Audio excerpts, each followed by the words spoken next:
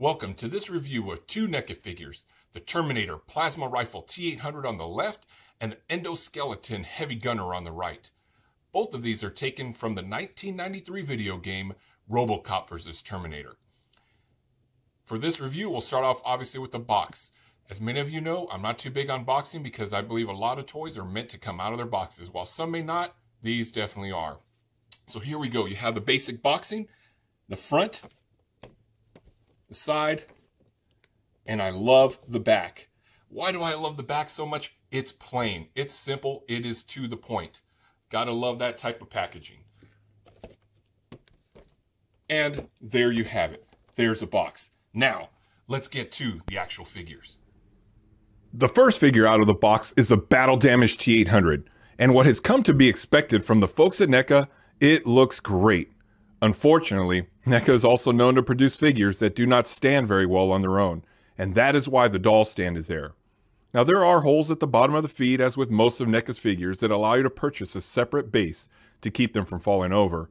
However, with such a top-heavy figure such as this, I prefer to use a more stable solution. I tried virtually every position to stabilize the figure, but there is very little articulation in the bottom half of the figure. For example, the figure's left leg can rotate in the thigh, right up here, in the top of the boot area, and at the ankle. However, there is no articulation in the figure's right leg. Now, there is more articulation in the top half, including the waist, as you can see, the wrist on both hands, the forearm, of course the elbow, the shoulder, and the head. But there is very little articulation in the head. Now the figure does come with one accessory that I'll show next. The figure comes with one gun accessory shown here, which is easily held in the hand of the figure, but unfortunately does not align perfectly to the trigger finger and can therefore sit crookedly. I could never get the gun to sit perfectly straight on one arm. But going back to the detail on the figure is fantastic, with the torn face, bullet-riddled clothing, blood-stained arms and legs, and exposed endoskeleton features in the chest and knee. The jacket itself even sports a loose buckle as part of its flexible texture. Overall, this solid figure is great, but it is definitely intended for the collector, as it cannot stand on its own and has limited articulation, but has great detail put into it. Now, let's move on to the Endoskeleton. The arrival. The target. The pursuit. The confrontation. The Terminator. Arnold Schwarzenegger is the Terminator. Rated R. Now playing at a theater near you.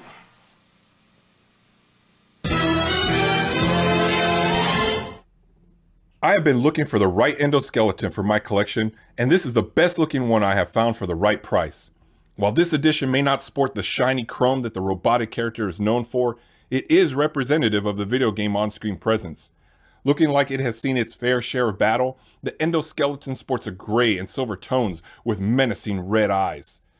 Now, its articulation is greater than the T-800 counterpart, with movement, albeit limited, in the toes, the knees, the hips, the wrists, the elbows, shoulders, and head.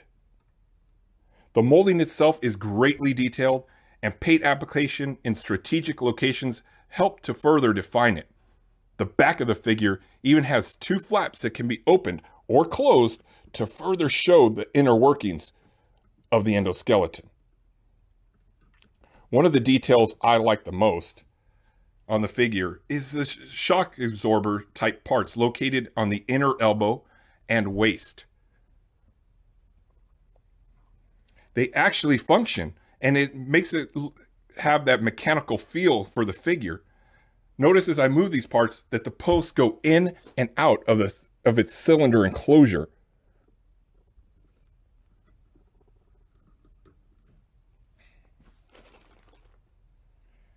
However, by far, my favorite part of this figure is its menacing face. The detail put into the mold and the paint application further highlights the character's determination to destroy anything in its way. The strange thing about it, though, is that the jawline of the face sports an almost organic look, a look that actually works well as it gives it an almost unholy presence. Now, this figure comes with 2 accessories, which I will show next. The Gatling gun is an awesome addition to this figure. Complete with an ammunition backpack, this figure now looks like it is ready to keep pounding the enemy without rest. The handle fits the figure's right hand, but does not point straight without the included stand.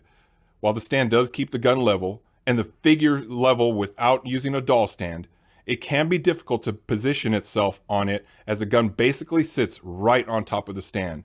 There are little grooves used to align the gun with the tripod to help you out. And that is the Endoskeleton. And there you have it. My review of NECA's 1993 Robocop vs. the Terminator T-800 and Endoskeleton figures. Both figures are made up for the adult collector as they do not stand well on their own, have limited articulation, but look absolutely great. The plus with the Endoskeleton is that if used in conjunction with the Gatling gun accessory, you do not need to use a base to keep it from falling over. And finally, if you are looking to see how it matches up with other NECA Terminator series figures like the Terminator 2 Cyberdyne battle figure, you can see that they are very close in scale and will fit well with the rest of your collection. And that does it. Keep collecting what makes you happy and display it proudly.